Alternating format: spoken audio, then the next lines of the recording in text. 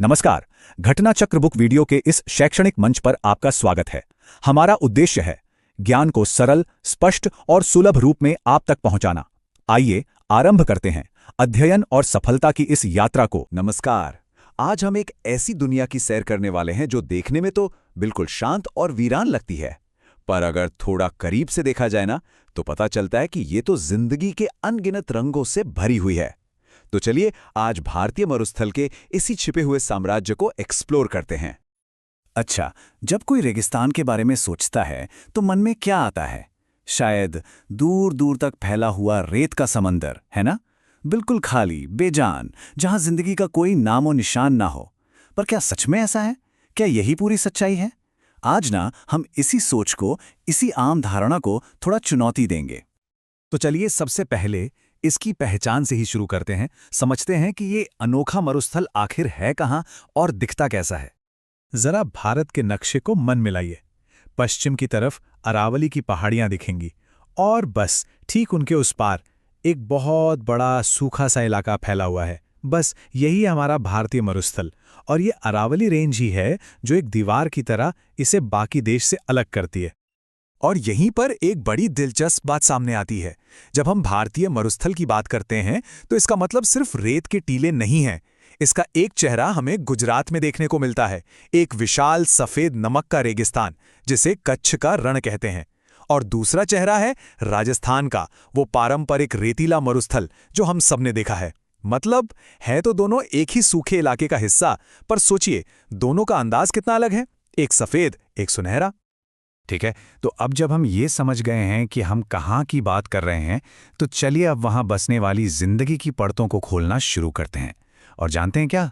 शुरुआत करेंगे सबसे छोटे, सबसे नन्हे निवासियों से।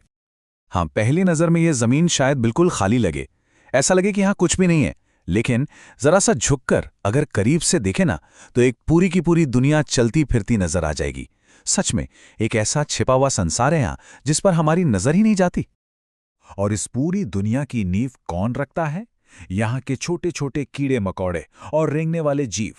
मतलब यहाँ कीटों और सरीसृपों की इतनी प्रजातियां हैं कि गिनती करना मुश्किल है। और यही छोटे छोटे जीव हैं जो उस पूरे इकोसिस्टम की बुनियाद है जो यहाँ पनपता है। तो छोटे निवासियों से तो हम मिल लिए, अब बारी है उन बड़े और शानदार जानवरों की जो इस रेगिस्तान को शान से अपना घर कहते हैं। कह सकते हैं कि ये इस सूखे साम्राज्य के असली राजा महाराजा हैं। तो सबसे पहले मिलिए इस शानदार ब्लैक बक से। अपनी तेज रफ्तार के लिए जाना जाता है ये। सोचिए 80 किलोमीटर प्रति घंटे की रफ्तार, और इसके ये जो खूबसूरत घुमावदार सींग है ना, यही तो इसकी असली पहचान है। इसके बाद नंबर आता है नीलगाय का। ये एशिया का सबसे बड़ा मृग है और इसका नाम बड़ा मजेदार है, नीलगाय। पर असल में एक गाय है ही नहीं, ये तो एक एंटीलोप यानी मृग है। और कमाल की बात यह है कि इतने मुश्किल माहौल में भी ये बड़े आराम से रहती है।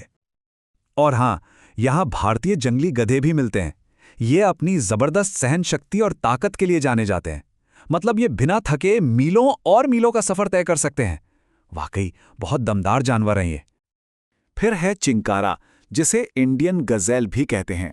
इसकी खूबसूरती और फुर्ती तो जैसे इस सूखे से लैंडस्केप में जान ही डाल देती है। और इसकी एक और खासियत है, इसे पानी की जरूरत बहुत ही कम पड़ती है, जो इसे यहाँ रहने के लिए एकदम परफेक्ट बनाती है। अच्छा, शिकारियों की बात करें तो यहाँ मिलती है चालाक डेजर्ट फॉक्स यानी मरुस्थलीय लोमड़ी। और इसके ये बड़े बड़े कान देखें, ये सिर्फ सुनने के लिए नहीं है, ये असल में इसके शरीर की गर्मी को बाहर निकालने में मदद करते हैं। है ना कमाल का अडेप्टेशन। और इसी के साथ है मायावी डेजर्ट कैट। इसे मायावी इसलिए कहते हैं क्योंकि ये दिखती बहुत कम है। ये रेगिस्तान के मुश्किल हालात में शिकार करने में उस्ताद है और ज्यादातर रात के अंधेरे में ही बाहर निकलती है। अब जरा जमीन से नजर हटाकर आसमान की तरफ देखें। हो सकता है आपको ग्रेट इंडियन बस्टर्ड दिख जाए। जानते हैं, ये दुनिया के सबसे भारी उड़ने वाले पक्षियों में से एक है। पर दुख की बात यह है कि आज ये गंभीर रूप से खतरे में है, लुप्त होने की कगार पर है। और यही बात है जिसे इस इलाके का एक अनमोल, बहुत ही कीमती खजाना बना देती है। और आखिर में एक ऐसा नज़ारा जिसकी उम्मीद कोई रेगिस्तान में तो बिल्कुल नहीं करेगा। सोचिए जरा, गुजरात के सफ़ेद नमक के मैदान और वहाँ हजारों हजार खूबसूरत फ्लेमिंगो। ऐसा लगता है जैसे किसी ने सफेद कैनवस पर गुलाबी रंग बिखेर दिया हो। वाकई एक हैरान कर देने वाला दृश्य है। तो हमने छोटे छोटे कीड़ों से लेकर बड़े बड़े जानवरों और शानदार पक्षियों तक सबसे मुलाकात कर ली। अब वक्त है इन सभी टुकड़ों को एक साथ जोड़ने का और पूरी तस्वीर को समझने का। तो इस सब से हमें क्या पता चलता है? सबसे बड़ी बात, सबसे जरूरी बात यह है कि भारतीय मरुस्थल जैसा दिखता है वैसा है नहीं। ये वीरान या बेजान तो बिल्कुल नहीं है, बल्कि ये एक बहुत ही कॉम्प्लेक्स और जिंदा दिल इकोसिस्टम है, जहाँ हर एक जीव का अपना एक जरूरी रोल है।